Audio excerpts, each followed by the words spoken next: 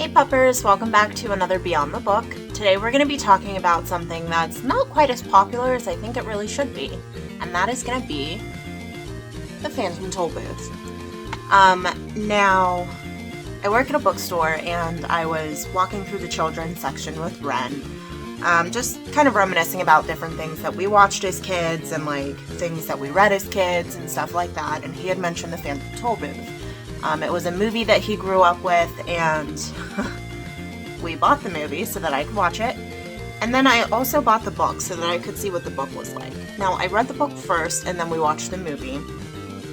So today I kind of want to talk a little bit about some of the differences and some of the similarities of the book to the movie. So we're going to go beyond the book and hop right into the movie as well.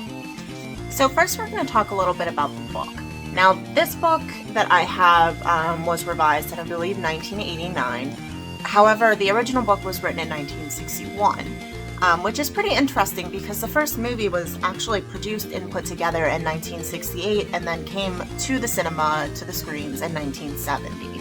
So there's not a lot of time between the book and the movie, which for something like this I think is really, really interesting. Normally it's kind of just in a book phase for years and years before someone sees it and sees potential in it to become a movie and kind of turns it into that film. So there was only a few years between the book and the movie here, which I think is really, really cool.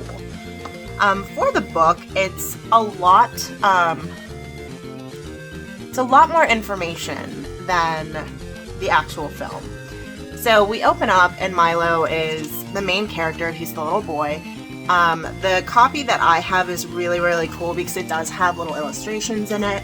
So I do get to see little pictures of what these characters and what these people look like. So I think that was really a neat addition to the book, as well as just the information that's in it. It does include a little map here. Let's get to it.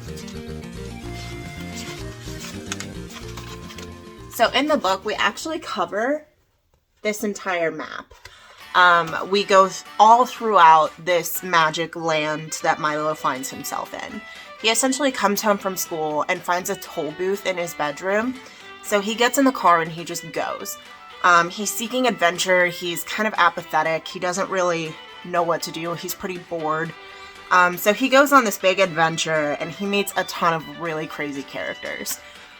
Now, for the book itself, I would definitely recommend this to anyone, mainly because it's a lot of fun to read.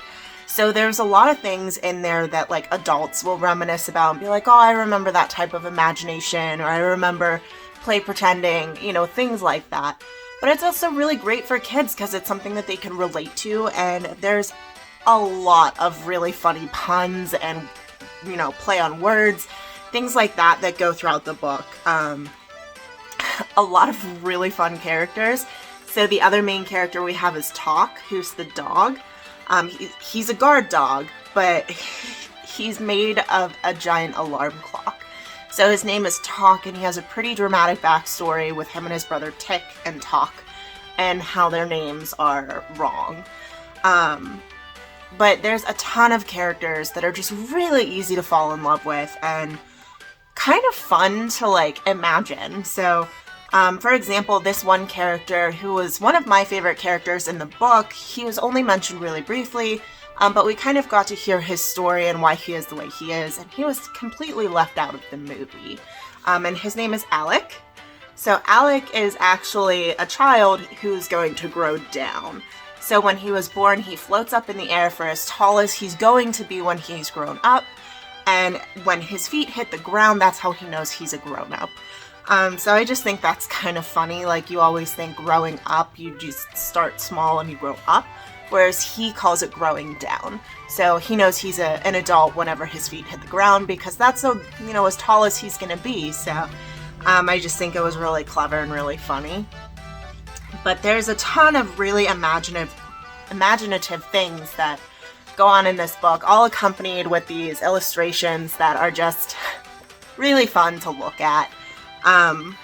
They're not exactly my style of artwork, but they go along fantastically with the theme of the book and the entire vibe that the book gives off. So I would recommend this one for anyone.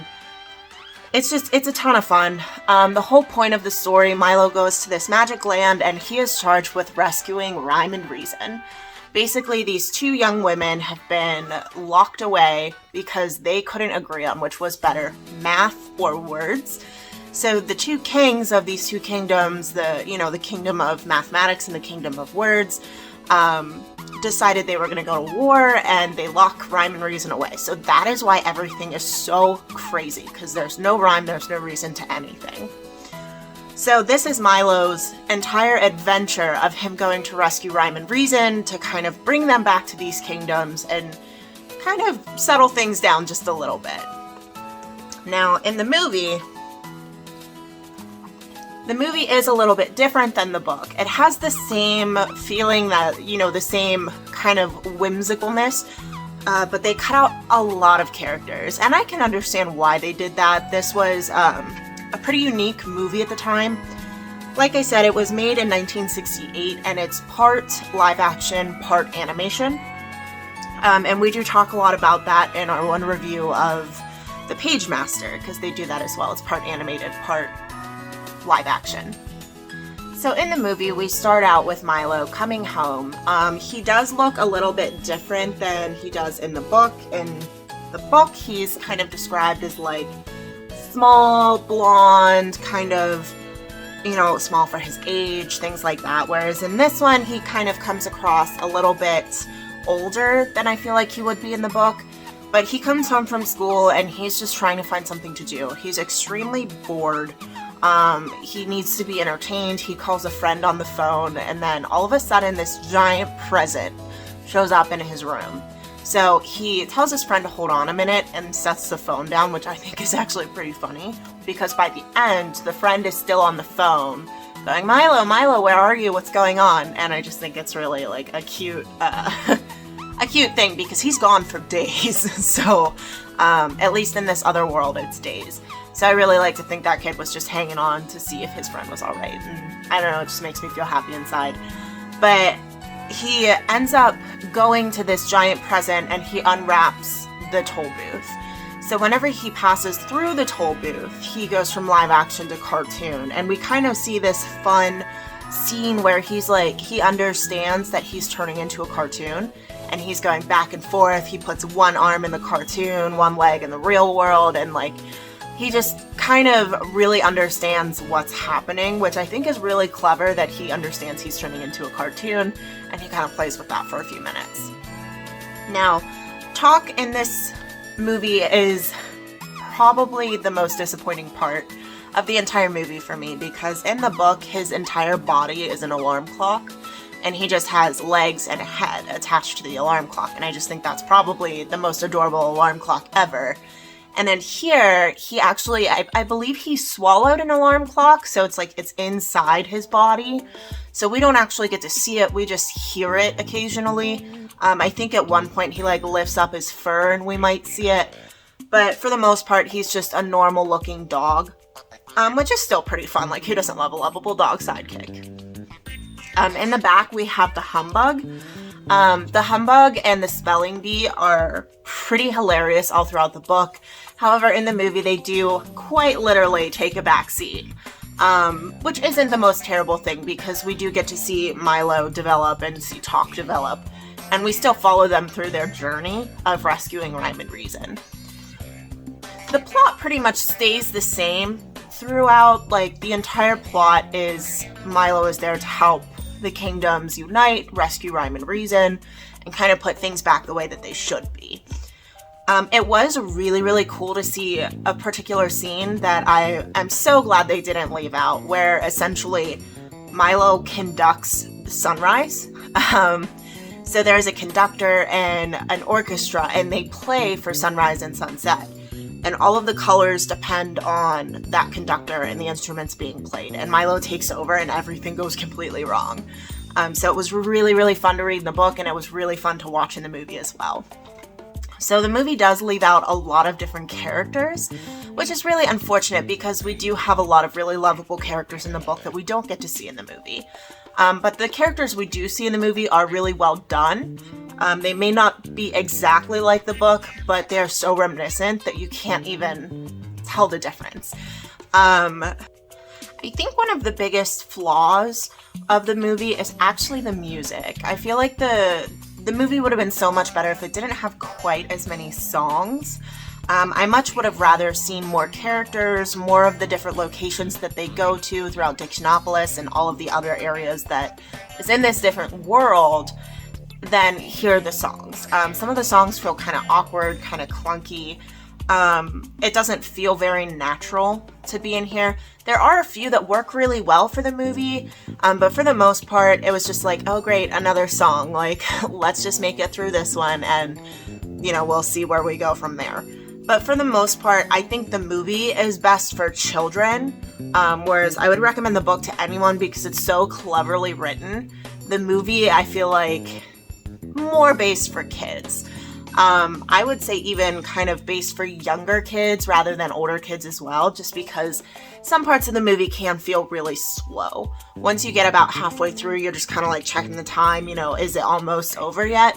You know, you'd think he would have rescued the princesses by now, but he didn't. And then you see him go back through the toll booth once the movie is done. It kind of wraps up very quickly.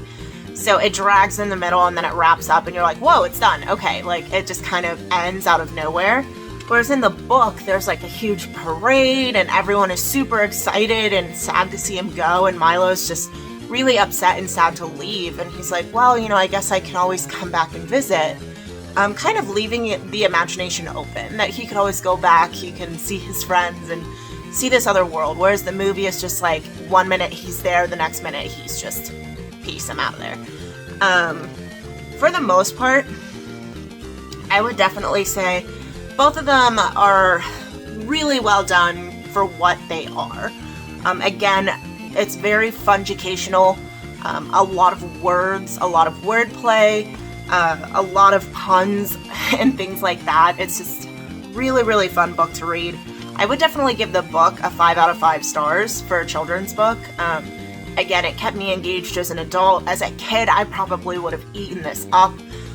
For the movie, I would probably give it 3 out of 5 stars, where it was fun to watch, but it got a little slow, got a little boring, and I think it did stray a bit too much, leaving so much out of the book. Even though it did work in the long run, I would have loved to see how they animated some of these other characters. So let me know what you guys are reading and what movies you're watching right now, and you know, if there's something that you want me to read and watch and do a review on it, I would love to hear from you guys and see what you all are up to. So let me know in the comments down below. Don't forget to like the video and subscribe to Pupcorn for more content. Toodles!